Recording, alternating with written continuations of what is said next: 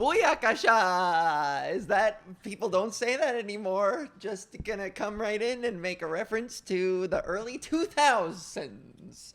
What's up, you guys? Are you retained? Retain your ass. Retain. Stick around. Where are you going? Fuck! I lost you. Well, thanks for sticking around, all 2% of you that stuck around past the opening intro. God damn it. You know what? I'm not going to come down on the people that stuck around. Thanks for retaining your ass. Because, guess what? Guess what, your ass? Guess on your ass right now. Say it out loud. I don't care where you are. I don't care where you're watching or listening to this from. Do it. Guess what, your ass, about this. It's the 100th episode. Wrong. Whatever you said. It's the 100th episode. Doing that all out of order. Well, here we are. The 100th PodGis. And like, I'm so fucking stoked to be back and to have been doing this for 100, which I don't know if I should spoil this. I don't know if I'm... Okay, let's spoil. Spoiler alert. Technically, if you scroll back far enough on the audio gifs, there is no episode 1, because the first episode that I ever recorded landed on SoundCloud, and then I was like, ugh, SoundCloud, and then I moved on to Anchor, and it was like, yikes. SoundCloud is for rappers from high school that you went to high school with that had a rap career, or like, no, they didn't have a rap career. They told everyone they had a rap career. Yeah, in 2015. Yeah, in 2015. SoundCloud is the place. SoundCloud is the MySpace for people from your high school with rap careers. And I'm putting my foot down on that. If you're a listener and you have SoundCloud, then I don't care if you don't retain. Unretain your ass. Re-retain from me. What's the opposite of retain? Attain. I don't know. It's episode 100. We did it, you guys. Thanks for sticking around. If you are one of the OG listeners, if you've been, what do they say in Scarborough? Yo, they've been around since time. Yo, if you've been around since time, then holy cannoli. I have so much appreciation for you. Thank you. Because I'm sure we have evolved. I'm sure I've evolved. I'm positive I've evolved. I've gone through a lot of changes. 100 episodes, that's over 2 years, because the first year and a bit, I didn't have a structured schedule. As I'm sure some of you OGs know, I would put out an episode maybe once every 2, whenever I felt like it, whenever I got around to it. It wasn't committed, but now we're doing this every goddamn Tuesday. And you best believe we're going to keep doing, we're going to have people fucking walking. We're going to have pedestrians walking across the camera. We're going to have so much interference. We're getting everyone involved, including you, which is why, what a great segue. Fuck, I'm a pro. Which is why I went out and I asked a very small circle of longtime PodGis listeners I was like, what do you want to hear on the 100th? Let's celebrate somehow. I've got a beverage in here, which is unspecified. It's coffee, you guys, but not espresso, because those 2 episodes. I'll reminisce on that in a moment. I should remember that because I didn't write it down. But we're celebrating with a little Java, a little Irish Java. So a big old cheers to you, my mates, for sticking around with me for this long. To 100 more to come, to 500 more to come. Cheers.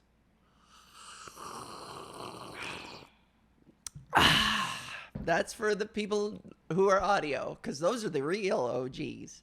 Not that I'm coming down on the video peeps, because video peeps, like, we're the young hip ones. You know what I'm saying? The AudioGis fans appreciate you always and forever. And I think there's something kind of cool that if you never looked me up, which would be kind of impressive, if you listened to PodGis from the start and you never once looked up my face, then that's pretty cool. That's a commitment.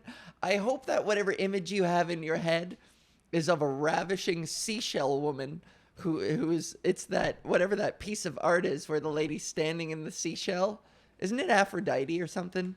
Where she's holding her boobage, and they're like little cupids trumpeting her elegance. Like, what are they trumpeting? Is it her birthday in that piece of art? We're gonna pull it up. A mermaid? No, not a mermaid. It's, I don't know. Look up. I feel like it was Aphrodite. Some famous painting of her covering her boobage, and there are heralds. Yeah, the top left one. Yeah, that's the one. What is it called again? Birth of Venus. Birth of Venus. It's Venus. It's I'm your Venus. I'm your fire, your desire. What is that? That's my Carabana version of it. Look at her holding her boobage in her vagina, her hair over her vagina, pulling her hair down over her vagina. And people are heralding her. Hey, bitch. You sexy bitch. You are the sexiest in the land. I wonder what conversation they're having with her, you know? Yeah, how do you talk to a person like that? Yeah. She's not even looking at them. Yeah. Are they just arriving with clothes? They're like, hey, that's not how we do things around here. Put something on. Hey, you forgot your shirt. You know what, man? Old artists are always down to fuck, aren't they? Yeah. Painters, especially like is that Renaissance? I don't know art history. Is that, if that's Renaissance painters were so down to fuck. Everyone was so jacked. Fucking Michelangelo was down to fuck. Leonardo was down to fuck. Raphael, Donatello, all four of the Ninja Turtles. You know what I'm talking about? Yeah, that was in the Renaissance. Yeah. Who painted it? Sandro Botticelli. Okay. Renaissance painters just were like, and then I put a big fucking boob. And can you imagine a Renaissance painter like telling his friend about what he's working on at a party? Just they're sharing drinks and they're like, wait, what Sandro, what have you been doing recently? He's like, oh, I'm working on this fine piece of art. Her boobs are like this, man. I've been shading them for weeks. You know, these artists, I bet they're not like, you know what? Some of them, I'm no art critic, so I could be way wrong here. And I'm willing to bet that there's so much nuance in and subtlety in what they've done. But I just love the idea of them all just being these huge horn dogs who are like, and then her hair will be so long and I'm going to make her cover her vagina with it. Yeah, yeah. And then it's like the most famous piece of art ever. And they celebrate it even though this guy was just like dick in one hand and paintbrush in the other. Like, yeah, yeah. Nice supple breasts. Long red raven hair. Oh, yeah, Venus. Fat. Oh, man. I don't know. The Renaissance painters were notoriously perverts, though. Yeah, see? Doesn't Yeah, surprise me at all. They had little boys with them. See? You know, so it's like, yeah, there probably was a little bit of that. Doesn't surprise me, man. They're all horned up, just, and people are like, and now it's so funny to know that people are like looking at that and being like, wow, what a masterpiece. When like maybe Sandro Botticelli was like, oh yeah, this is fucking hot. Just in his head, it's so fucking hot. Yeah. They didn't have porn back then. That's what he was making a joke. Yeah. See, that was porn. That was porn back then. And we're all just, wow, oh my God, magnificent statue of David. Meanwhile, Michelangelo's just like on the dick, like ting ting ting ting, ting ting ting. Let me get a taste. Oh my god, that's hilarious. Marble dildos. Yeah, marble dildos. Yeah, Chisel your own. Fuck. It's so Get funny. me at David, man. David's quite a catch. Where is the statue of David? Florence? I gotta look that up. Look it up. Don't kick the camera. Oh shit, did I? You're fired. Let's get a fire count on how many times I've fired Musa. All right. So also, if you keep seeing me look up to the heavens over there, we got a new TV screen, so I can see what's happening. I shake my tits into the mic. This is the lowest crop top that I have. Just trying to show off boobage. Where is it? Florence? Florence, yeah. You were right. I'm going there. I should go there on my Euro trip, which is planning has hit a snag. But, that was inevitable for somebody like me, who is just not good at executing. I only execute out of necessity if it's like starting to get down to the wire and, I don't know. The flight and everything else will fall into place. Yeah. I'm more reactive than proactive, I like to think, perhaps. Anyway, 100th episode, we opened on, and what better way to open a 100th episode than to open on some classic Alval riffage? You know what I mean?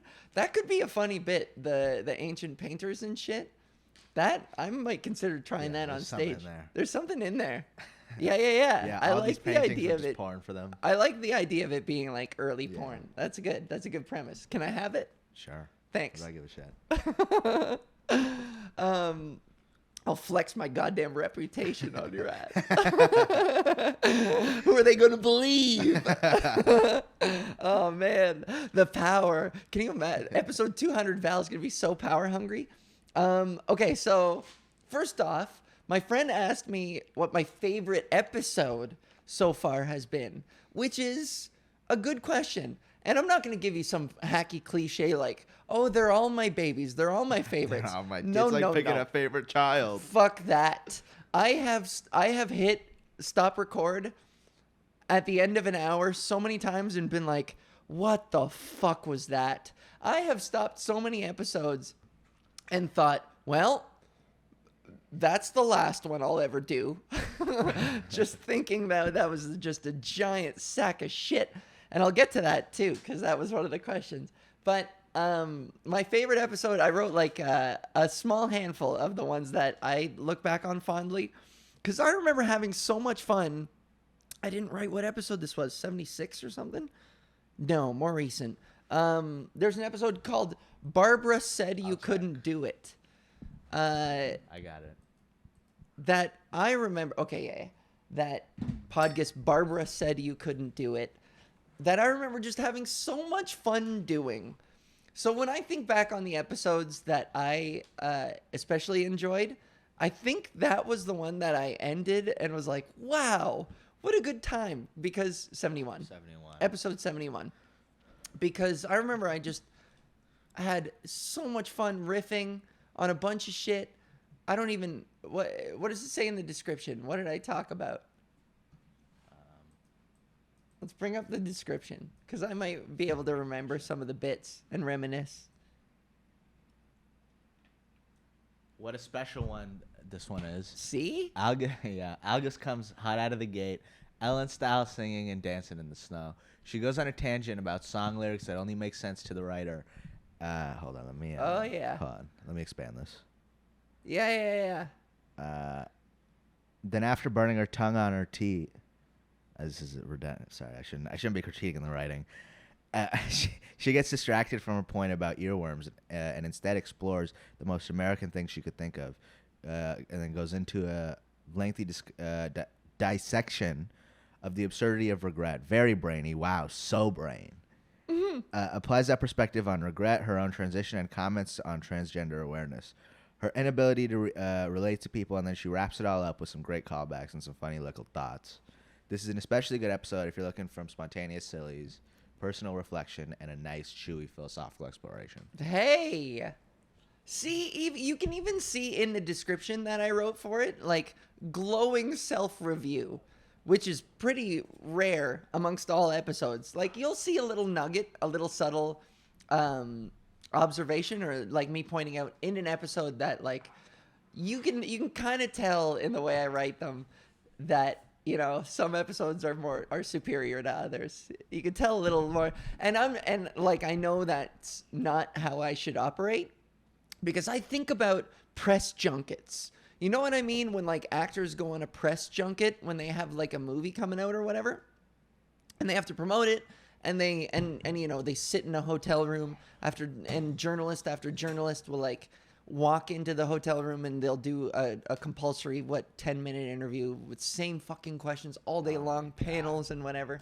Like, just how exhausting that must be. I remember I did this with The Menu. You ever see that movie, The Menu? I loved it. It was great. A lot of people hated it for some reason, though. And you can watch with those interviews as Anya Taylor-Joy, the star of the movie, you could see her get more and more tired of the same questions with each interview. It's the funniest shit ever. Yeah. And it's starting to become more and more apparent with these people going on podcasts and stuff, because you can see the difference between them actually being engaged in a conversation versus, oh, yeah, you know, preparing for the role. It was tough. Yeah. Next question. Yeah. Like, I guarantee, and you're probably seeing, I mean, you're only ever seeing, context is everything. You're only ever seeing, like, a tiny little clip of them, you know, against whatever backdrop giant poster of the movie. So, like, you don't know that that's, like, the 40th fucking interview that they had that week, and that's the 40th time they've been asked that question. So, like, true, I mean, like, that's a testament to a good actor, is if they can make it sound like the first time every time. And then maybe stand-ups are probably good at that too. Like, I think I would be good at that, but also you'd be able to, if you really knew me and you've been following me for a while and you could, like, observe the subtext of what I was saying, you'd probably be able to ID how strongly I feel about one project to another. You know, you'd be able to read between the lines. And you know what? I might even put my foot in my mouth. Actually, I might be a bit too honest. So maybe I take that back, because when I did Drag Heels, like, go back on those podcasts, and I probably spoke pretty openly about my insecurities and shit. Right. So you know what? I take everything I just said back. I would kind of be shitty at, like, feigning enthusiasm. Although you do that when you host and you do that when you do shows. It's different, I guess. On a platform where I'm speaking completely transparently, like a podcast, you probably get the real truth of me being like, yeah, you know, I didn't like how I did in this. I would have done this better, you know? Like, Drag Heels is a good example of all my insecurities laid bare. That's why you fucking watch PodGis for 100 goddamn episodes. You know what I'm saying? And Barbara said you couldn't do it. I remember that episode. It's the title is because I made up some, like, American coffee song, like an American coffee commercial, that it was like, you wake up in the morning and have a cup of Joe, America. And it's like a farmer having a cup of coffee on his porch looking out at the sunset over the cornfield. And it's like, coffee commercials are the most American thing I can fucking think of, you know? Because it's always some, like, twangy acoustic guitar with some guy being like, you go to the your family, get in the truck. And I mean, truck commercials are pretty American too. But there's something special about those that are like the acoustic twang, because truck commercials go a little harder, you know? Right. But, you know, coffee commercials have the gentle twang and the sun coming up over the horizon. Some patriarch in plaid, just like, everything's, I got my coffee, I got my wife, got my son and my daughter. Great. Corn's healthy. Nuclear. Yeah, what more could I ask for? I killed all the coyotes that were getting into the chicken barn. Everything's going great. So that, I think, stands out in my mind off the top of my head as, like, my favorite episode, because, and this is the other thing, I've had I've only ever had 2 guests. A little bit of trivia for your ass. I've only ever had 2 guests besides Musa, of course. My roommate and friend Steven, 1 person, not 2. You can be friends with your roommate. It's the year 2023. Don't be a bigot. Like, it's totally A-okay to be friends with your roommate. So every time I say roommate and friend, I mean it's 1 person, not 2. Get with the program. It's 2023. And I'm never going to stop doing that bit. That bit is as old as maybe episode 7, which is when I had Steve on. And I had a blast. If you listen to that one, I was still getting my feet wet in the podcasting game. I'm sure it took... I don't dare listen back to old episodes, but I don't dare... I mean, it probably took me a while to, like, get the hang of it. And some of the episodes I remember, I probably turned some people off. Because there was an episode called PodGis. That was, like, episode 20-something. That I was riffing too much. But not, like, following a thought to its conclusion. And not giving any of it room to breathe. And it wasn't that I had fucking... espresso or something like that, but it was just too much. And I had one listener, a close friend of mine, be like, yeah, I couldn't after 15 minutes. I just had to turn it off because it was just intense, and I lost them forever. So you'd think I would learn my lesson until the espresso episode, which some of the clips I saw, and I was like, you can't really tell. I'm still animated like I always am. But then there are a couple moments in those 2 espresso episodes. We filmed 2. I had like 2 espressos in a row. Yeah, you had 1 for the first, and then you had your second for the second. I chugged espressos, and they were double shots too. Yeah. So it wasn't just 1. You had 4 total. Oh, see? So watching those back, I think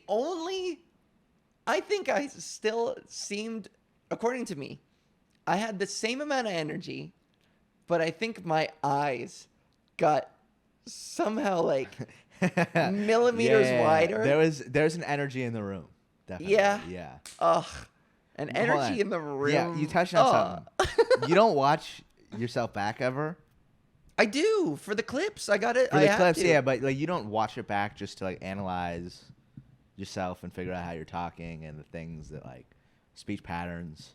A little. I'll watch myself just for enjoyment. I mean, I used to do my own podcast and shit, and I'll go back and like even in Tokyo, I was looking for some old clips to just post on my YouTube channel and shit to like preempt the podcast, and I just spent an hour watching a podcast I did with Danton, just enjoying it. I wasn't even fucking looking for the clips. Yeah.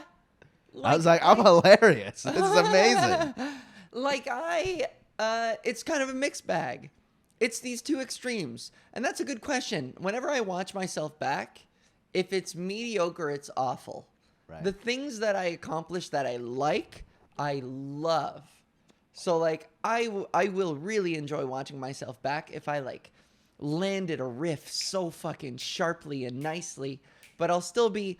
It's weird to be a perfectionist and an improviser because the margin of error is so great and it needs to be so precisely dead on. You know what I mean? Like when you're improvising, of course there's going to be it's going to be choppy, it's not going to be polished, and you're coming up with these ideas on the spot. So naturally they aren't going to come out with that polish and that dead on precise timing.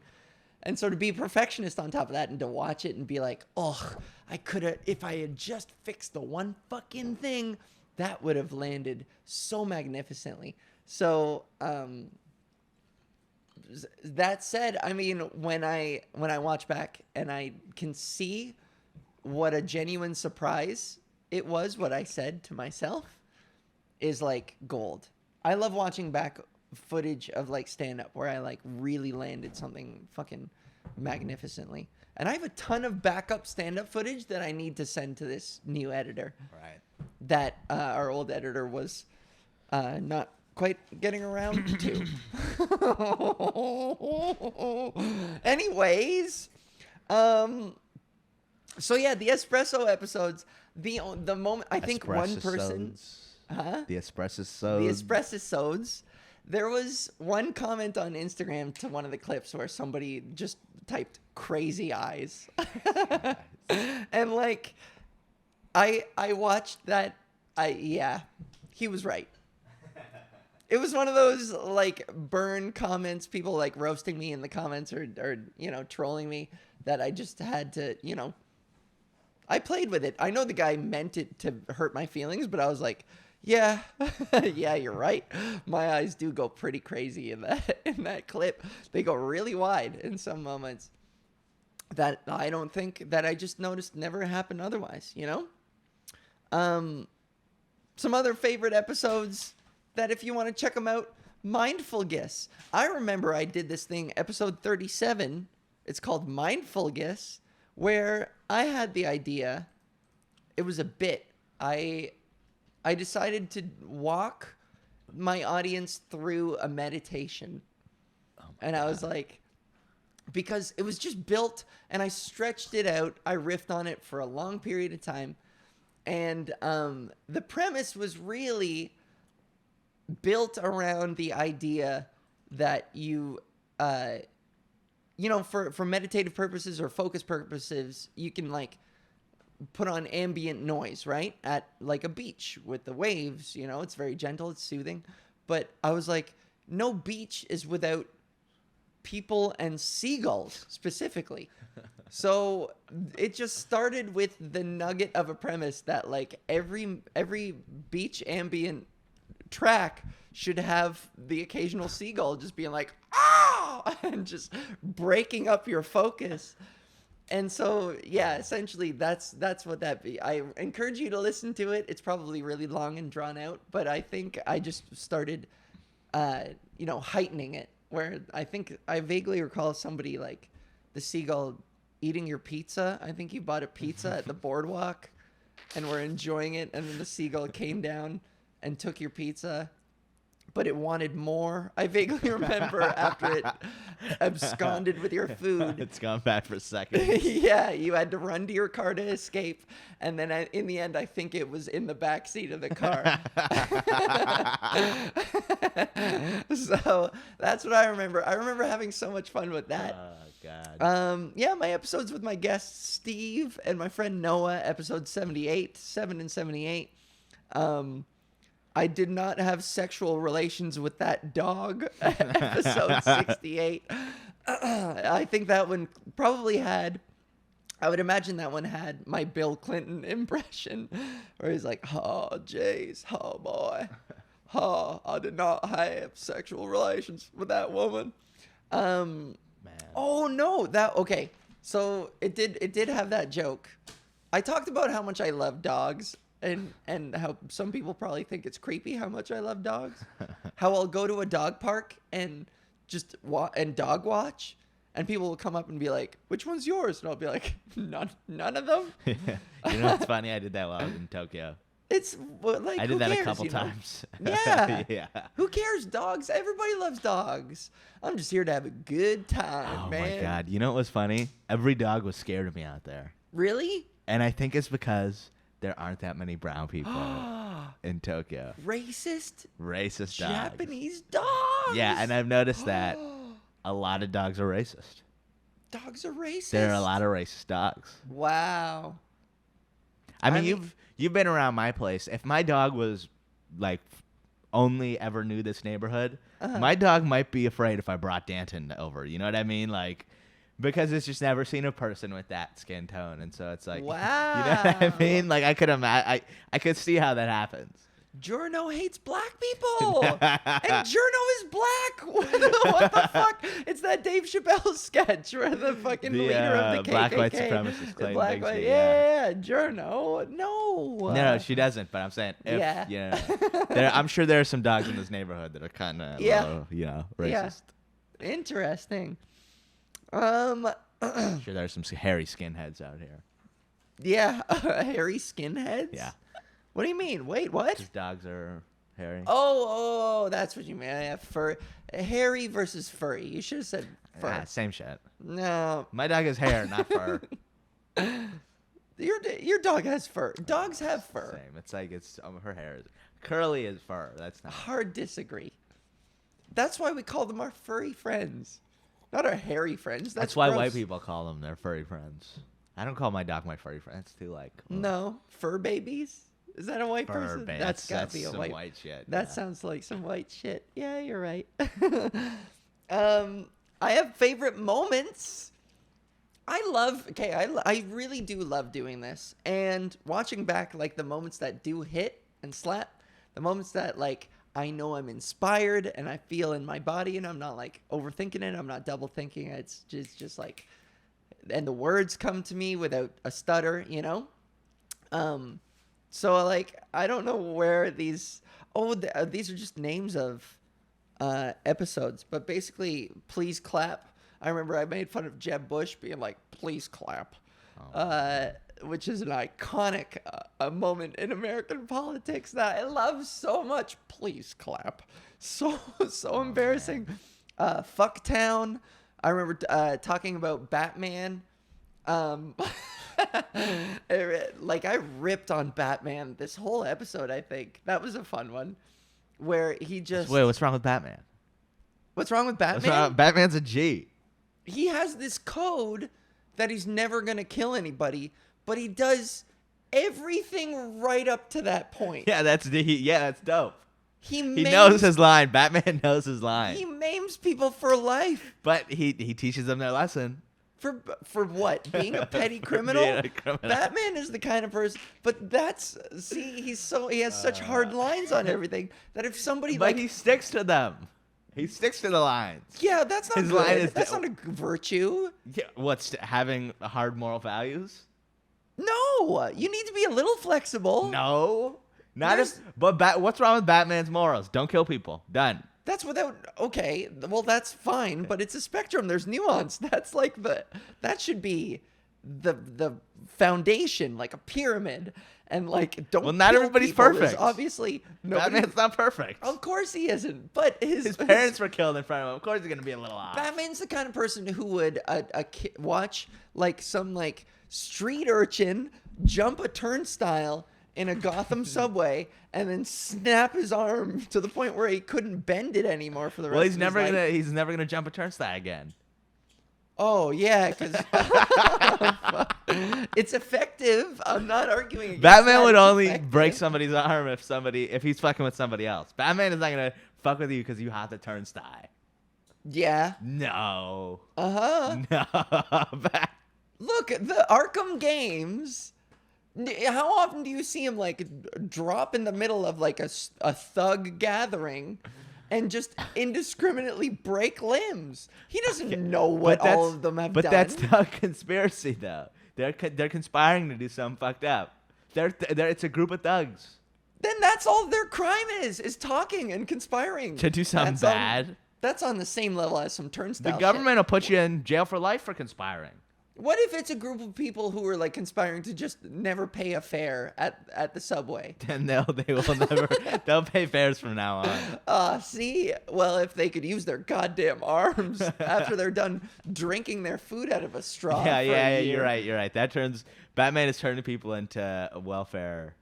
Yeah. Yeah, Batman even though Batman is super rich, he's a real liberal. Yeah, man. He's supporting the welfare system. Yeah, dirty fucking Batman billionaire Yeah, liberal. I don't like Batman anymore. He's a liberal. But I remember Fucktown was like a joke about how every time I played Arkham City, you do the thing where he comes down on his cape, he glides in, and then you can like boot kick somebody in the face. Straight in the face. Yeah. And break their jaw. Yeah. Or from behind, between their shoulder blades, and just give them whiplash. Break their fucking spine. Oh my God. Yeah. And so the joke there, the inside joke, every time I was playing and my roommate would watch, we developed this joke where he would like mutter under his breath, "Welcome." He would be like, "You just bought a one-way ticket to Fucktown," and so the last thing that thug would hear before lights out was Fucktown. They just heard Fucktown, and then they would be maimed for life. So I always thought that was just really funny. My daughter Feces I thought was funny. What I want to know is, that's the name of an episode where I talk about old people at a condo meeting that I had once about internet. Say that a lot. Yeah. What I want to know is. Yeah, when they're confused and angry, that's their opener. They raise their hand and go, "What I want to know is," and you're like, "Oh, big man, fucking flexing on me." Oh my god. And then Happy New Year anytime. I remember. I don't know if that's the name of an episode. I think it is. But the fact that you can wish anybody a Happy New Year anytime, every day is the newest year up until that point. Right, yeah. It's the new year. Yeah, it's the new year to next fucking June 21st. Yeah. Yeah. As of this recording, June 21st, Happy New Year. What do you want to call I was just basically dissecting New Year's resolutions and how fucking stupid they are at the core. Retarded. And the fact that like everybody, I know it's like symbolic and whatever, but symbolic of what though? That's what I always ask you. What's it symbolic of? See, you being a lazy piece of shit? What? Yeah, the numbers change in the calendar. Oh, Jesus died a year longer. Oh yeah, like symbolism when you dissect it is all silly. Yeah, most of it. All of it. And maybe I still have my own like personal exceptions. I'm trying to think. But like I still get moved by some symbolism depending on what it is. But like I don't know. New Year's I just always thought was silly. What's stopping you from doing a resolution right now, today, and being like, by next June 21st, I'm going to lose X amount of pounds. By June 21st of next year, I'm going to have this business off the ground. By June 21st of next year, I'm going to have $1 million. Is that legit? Yeah, that's legit. Okay. Fuck it. Which probably means that I might make $1 or two. Yeah, at least. Unless at least two. You got other shit. You got other At shit. least two. Yeah, well, fucking, I'm on board with that. Hell yeah. I said it. I have to do it now. Yeah, true. Yeah. You should have waited till January 1st. Why? I'd forget about it by then. Because. I'm not gonna want $1 million by January 1st. Yeah, because you'll already be halfway there. Yeah. Or further than halfway there. Hopefully, Yeah. I have it by then. Or have it by then. Yeah. Do you listen to Grant Cardone, by the way? I think. I listen to some of the stuff he says. I think a lot of his stuff about like his business stuff. All he talks about is real estate, and so I don't like a lot of that shit. I like. Yeah. You know who Alex Hormozy is? No. He's more in the like real business. Mm-hmm. Danton told me about him actually. You should check him out. I think you'd find a lot of value from him. And but I like Grant Cardone's stuff about mindset and family and the stuff outside of business. Mm-hmm. Even though he does have some gems in there. Yeah. Okay. Well, my brother sends me a lot of videos of him, and I ignore probably 60% of them. My brother's a big Grant Cardone fan, and that's the thing. My brother, just to deviate for a hot second, but my brother is a real, like, I used to make fun of him for this, but I mean, not this part, but he had an eating disorder a long time ago, and his weight would fluctuate. He went from like obese to anorexic and like bone thin, and then he got on this like Jack Cromwell, the guy who did Chicken Soup, right. John fucking I don't know. I used to mock him for all like the self-help guys, right. The gurus that he was really into, and like it was religious, it was cultish how much he would talk about them, and it was just his entire personality for a while. But right. The evidence was fucking abundantly clear, and I'm so proud of him for this. My brother like pulled himself out of like the worst moments of his life that I was literally present for. I was right there at his side like the whole time through. And like, you know, as annoying as all that shit was, it helped him. And he became this, he was built like fucking Schwarzenegger. He set all these goals, and he just like pop, pop, pop. He just knocked them out. He wanted to win a bodybuilding competition locally, and just went in and did that. And it's local. Yeah. But, you know, he was fucking... Further than the rest of these fat fucks that are watching. Yeah, I went to it. Hey, everybody was pretty jacked. and you know, so my brother, all this to say, my brother has these qualities that like he's an intense guy. When he puts his mind to something, he like commits his personality to it, you know? Yeah. And so, but and I used to call this, I don't know how the name came up, but I used to call it PodGis, where all this like I think self-help we've talked about this before. motivation. Yeah? Yeah. Not on the podcast, but outside of it. Okay. So all the self-help motivational stuff, I used to call it PodGis just to knock it down a peg, because it would just be so overbearing and it would be annoying and too much.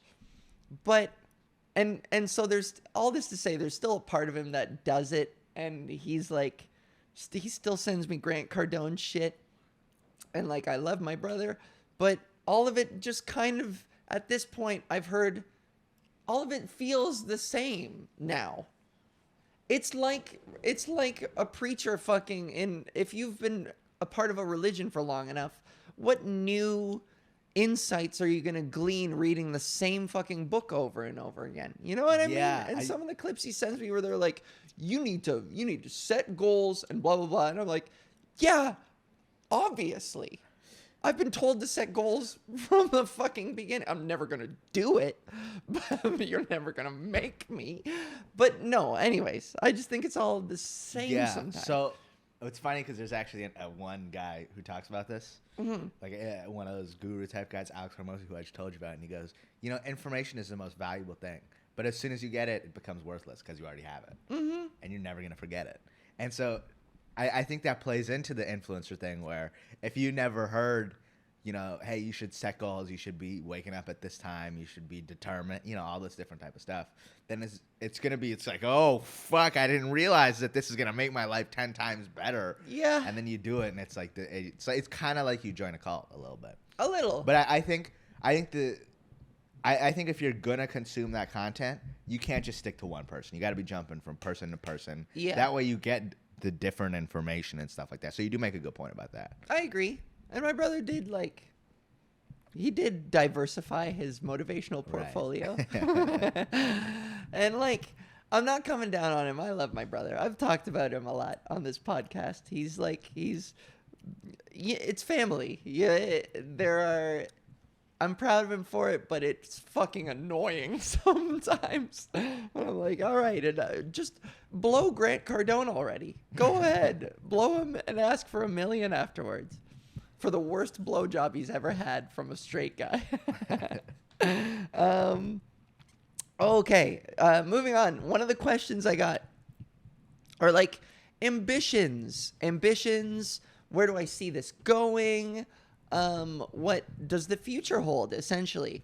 And I think one of the things that I love about this podcast, that I also want it to continue to be, is like a journal of my journal, essentially, which is what, okay. So the reason I started doing this was because a number of reasons. Number one, I wanted a consistent place to bring together the people who like my stuff, and to have like a fun line of communication with my fans, and to stay sort of in touch with them, you know? Excuse me. Secondly, sorry, I burped. You looked at me weird. No, never mind. Secondly, all the changes that I'm going through, I thought it might be cool to like keep this as a sort of journal, so that if you are a new fan, you can, or if you're like fucking trans, you know what I mean? You can see where I started and where I've come to, and where I continue to sort of fork and grow into, you know? And I find that interesting. I used to journal and I don't anymore. And this podcast sort of behaves as my journal of life. And I think that's worth something personally, which is why I want to put my character and my virtue and my morals and my values into this. Like it just matters to me. You know what I mean? And this is like a reflection of my comedy, yes, but I want it to be so many other things. A reflection of me as a person, you know? And so that said, ambitions, I don't know how much potential a solo podcast has versus one in which it's more of a conversation and you get a variety of characters. I'm sure I'm not under any delusion that I am so fucking interesting that people will love to hear an hour to an hour and a half of me every week. I don't know. Maybe that's modesty speaking, but I also think that, a diversity of voices also always helps, and people's attention spans are just so fucking short now that it needs to be, you need two people, I think, and cutaways and a conversation. And I think my riffs are fun, yes, but when it's a spontaneous reactive thing, there's a little extra magic to that, where that it was improvised. Whereas you can trust on my word that everything that I'm saying is off the top of my head, and it is, but it's easier to believe that when you're sitting across from somebody and you just off the top of your head you say it. So that said, I want to have more guests. I think I want to have more guests. I want to bring people in. Another camera for the other guests. Technically, I don't have to get into the technical side of things, but we're trying to grow this bitch. I'm trying to be a grown ass woman, Anyways, most cringeworthy or least favorite episode. I honestly want you guys to listen to it now. I want to subject your asses to it. Because this was me. Okay, I thought it would be a fun idea. My opinion on these episodes is also, the ones that I love are informed by how much fun I had. And the ones that I hate are informed by the feedback I got. And so episode 23, PodGis. Episode 23 is called PodGis. And I thought it would be fascinating and at least personally worthwhile to share my knowledge of what I learned in university about psychology. I have a major in psych. You have a psychology major? I have a psychology major. You know that's the major that you're most likely to switch from? I believe it. Like, the fact that you completed psychology is crazy. Yeah. Wow. I switched away from it and then back in. That's why it took me. It's a 3-year major, and I was at school for 5 years. So that's why I fucking flipped back and forth. I tried going into like video production before. I was like, oh goddamn, that means I have to start again. I'll be here for another 3 or 4 goddamn years. No chance. I knew I wanted to be a stand-up comedian. So a part of me kind of regrets not learning the video production side of things, because I feel like I would have been a little bit more jack of all trades kind of thing. But like, I was in a rush to leave London and get back to Toronto and start really pushing stand-up. So 5 years, 3-year degree. And I thought this podcast, I wanted to also break common stigmas around certain things with an air of like authority. You know what I mean? I had just gotten so frustrated. There were a whole bunch of stories, I think, like in that month about the bystander effect. That nobody knows what the bystander effect is. Where you see a video of somebody like getting bullied or something like that in public, and everyone just sort of like ignores it or just stands by. No one intervenes. What was that case about that, like some lady getting raped and killed in New York? Kitty Genovese, St. Catharines. There were like 20 people who reported that they heard it, and they just assumed somebody else was going to call the cops. Yeah. And nobody did. Yeah. That was fucking groundbreaking. It happened in St. Catharines. Was that where? I'm pretty sure there was one in New York as well. There might have been one in New York, but the Kitty Genovese case, St. Catharines, 2 apartment buildings. The rapist / murderer. Sorry, content warning. Assaulted her. Her cries could be heard. He left and then came back and did more, and nothing happened. He came back. There was a short intermission. I don't even know what that. He's That's like, I gotta morbid. get some water. Yeah, I gotta go use the bathroom. Fucked. Like he left and came back. I don't know why my mind goes to, he's like that seagull. He's like, 1 second. Oh my god. And so I gotta kill the witness. yeah, it was, and it's like a historically fucked up case that like really, I mean it's moments like those in history that are like so awful that we use them as learning experiences. So like, not speaking sort of utilitarian like, like something so traumatizing and so devastating for that to happen to teach us something about human nature. At least it opened doors to like research the bystander effect. And so I saw so many videos of like, you know, people doing these social fucking experiments where somebody would, I don't know, pretend to have a heart attack in public. That was also a follow-up study. What was that TV show that was about this? There's a TV show about this that was like produced and aired in Canada where it's like they'd set up these scenarios where it's like, oh, you know, like a parent hitting their kid or some shit like that. And the whole idea would be to target a couple, like a specific group of people and see how they would react to this kind of stuff. I got to find out this. Yeah, look it up. This TV show is called, because this was like really famous. And I've seen some clips of this on social media. Get busy looking it up. Get busy. One ton pun ticketing. It was called What Would You Do? What would you do? See, and that's the thing. I hope they were responsible about like sort of teaching the bystander effect, because too many people we all think that we're the fucking hero of our story when like we are more statistically inclined, with exceptions, of course, as always, we are statistically inclined to the greater the size of the crowd around whatever's happening, the more likely This guy. Everyone collectively is to ignore what's happening or to defer and be like, someone else has this handled. So bring it up again. Sorry. I just wanted to finish that point. Who is this guy? This guy. See, I don't remember the show at all. John Quinones, 2009 to present. You don't remember the show at all? Never heard of it, honestly. Never heard of it, eh? Here, I'll pull up their YouTube channel. I'll show you like there was a lot of really famous ones they had. Shit, man. I got to wrap soon. Fuck. What's your heart out? 7 more minutes. They have like a specific one about racial discrimination, LGBTQ gay rights, one popular video. Teacher hits on student. That's their most popular one.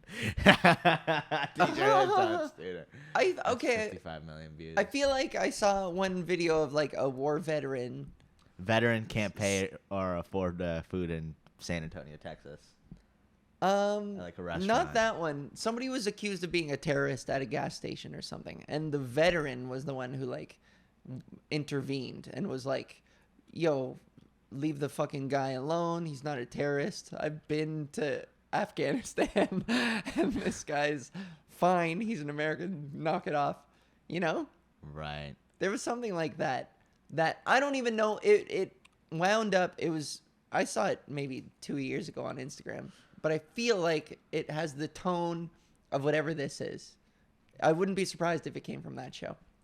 Right. But anyways, Psychus, episode 23. Some of my friends said it was boring, but I was just trying to like not only selfishly sort of prove that I am educated. I think I was going through this insecure spell where I was like, shit, I'm just a shit talking moron on this podcast.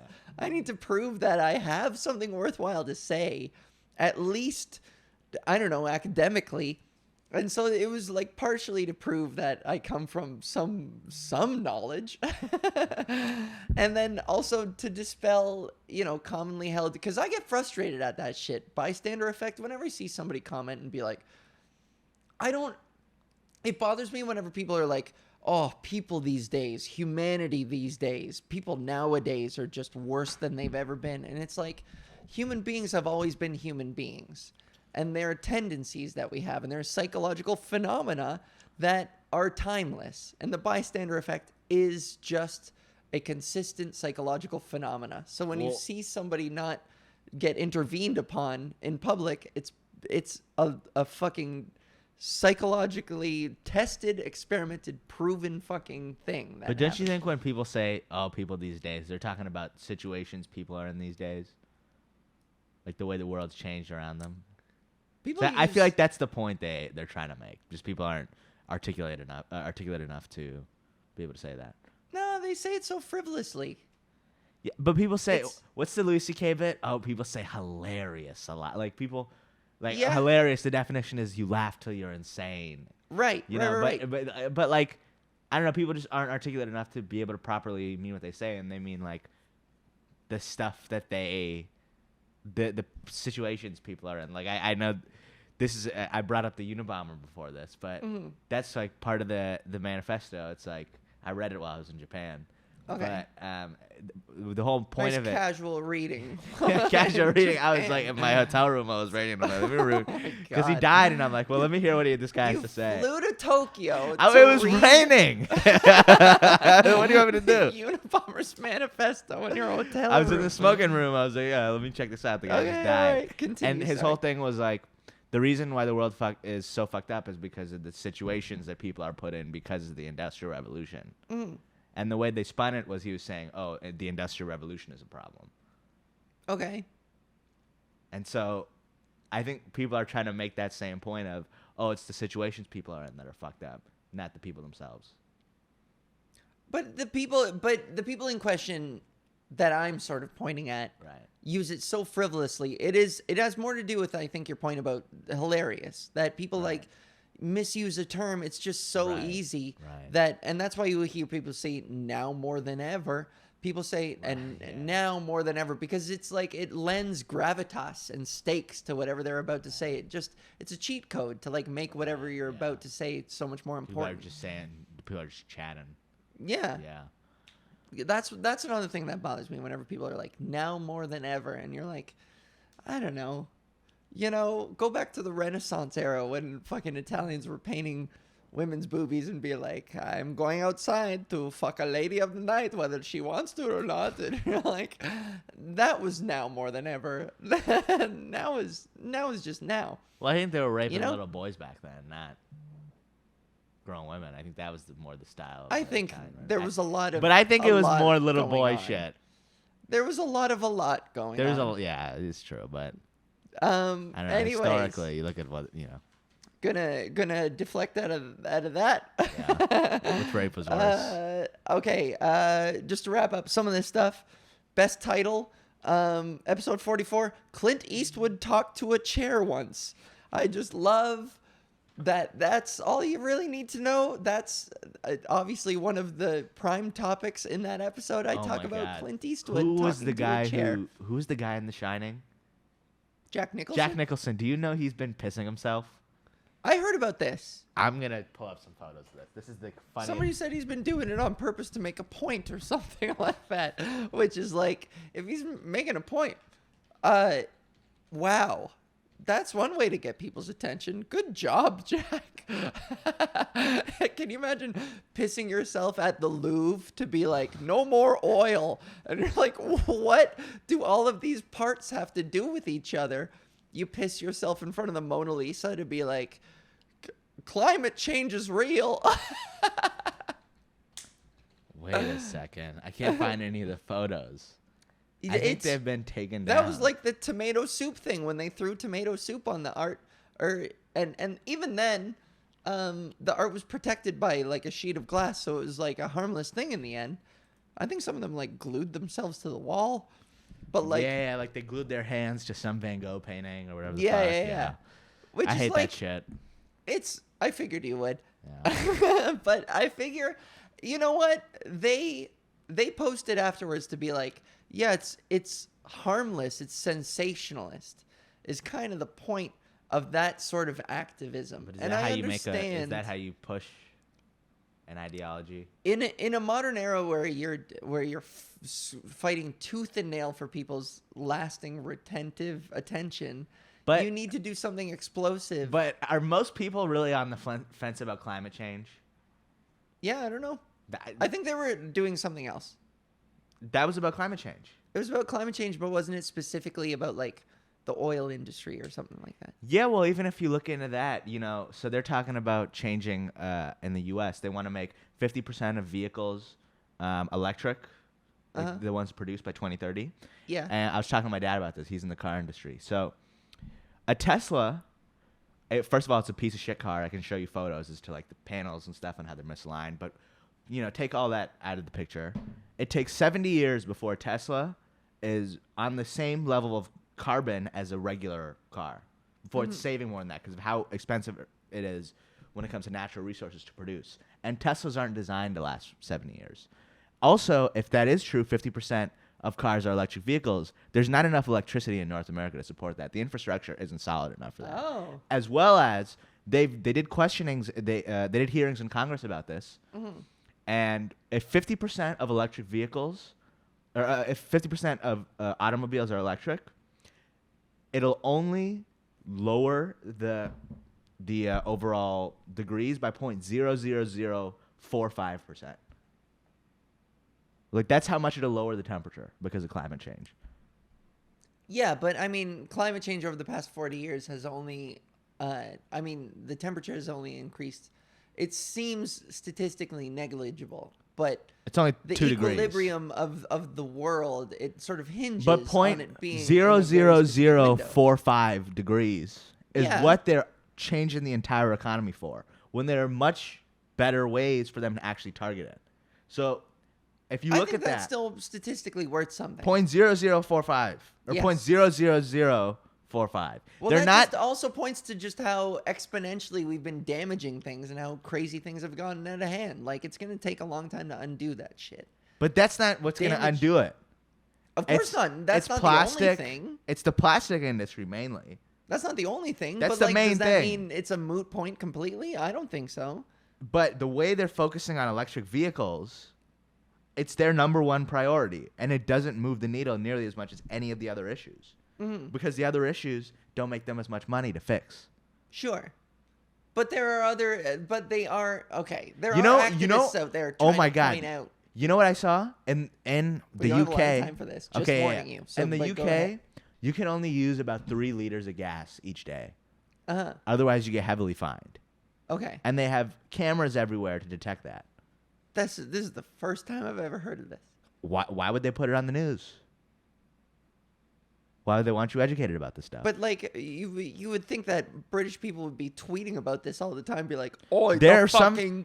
There are people tweeting about it, and there are people tweeting about it, and there are videos of it on Twitter, but it's just not getting promoted. It's not in the algorithm.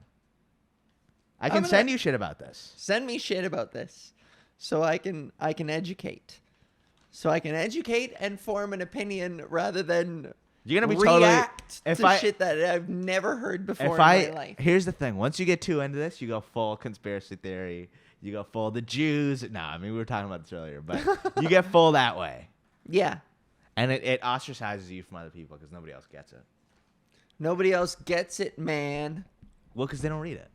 That's the wrong word. Nobody else gets it, but nobody else has even seen it to debunk it or reference it at all. Yeah, but okay. Anyways, people scrutinize and think about process information differently as well. Yeah, but how are they going to process it if they've never even seen the information? Because at the same time, you still have to you have to think about the source of the information itself and the credibility of the people conveying it. There are a lot of factors involved in information processing in every individual human being's brain. You're saying that, but most people don't question where their information is coming from, and they don't question the motivations behind this. But we're also speaking so casually and offhandedly about most people. Like, how do we know? Oh, come on! You've talked to a lot of people, and most of the people. When I say most people, I say most of the people I've met in the general public. Going outside. How many people have you met outside that aren't like in your family or whatever? Because I feel like your family is the bubble. How many people have you met in your regular life that you were like, oh, this person is really questioning things? You know what I mean? Those people are very hard to find. Yeah, but you're okay. Yeah.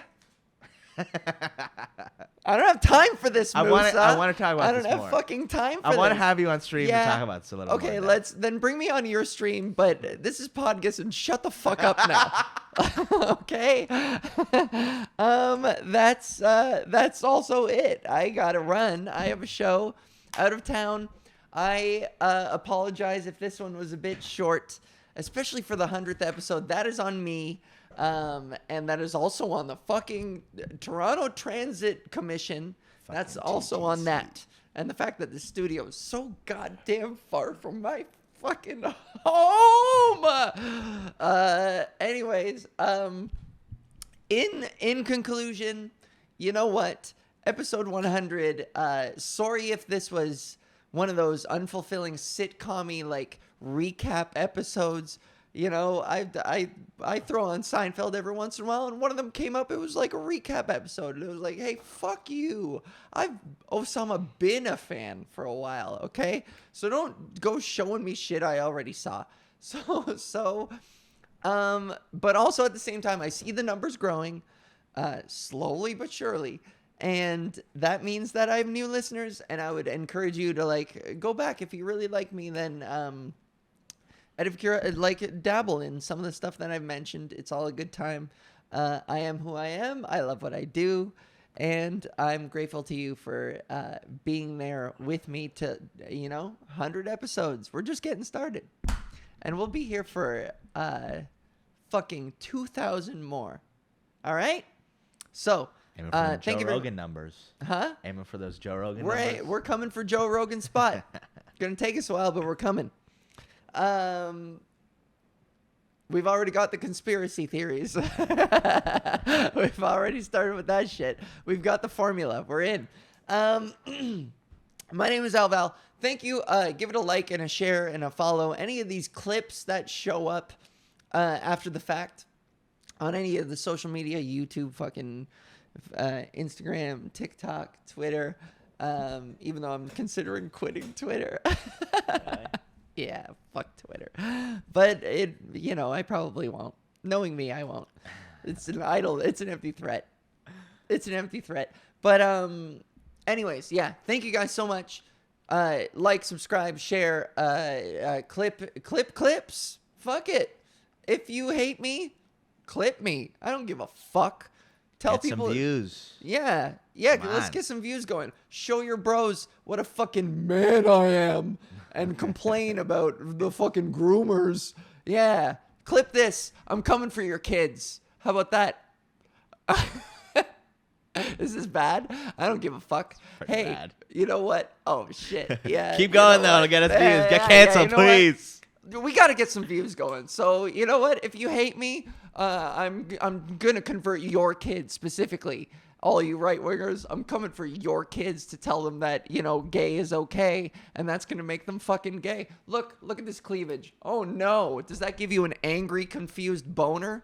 Good. I hope you're mad about it. Clip it and fucking masturbate to it like Sandro Botticelli painting Venus. All right? I'll be your fucking Venus, losers. Anyways, that was a real angry note to end on. But everyone who's nice and good and supportive, the haters wouldn't stick around this long unless they were really repressed sexually, which wouldn't surprise me.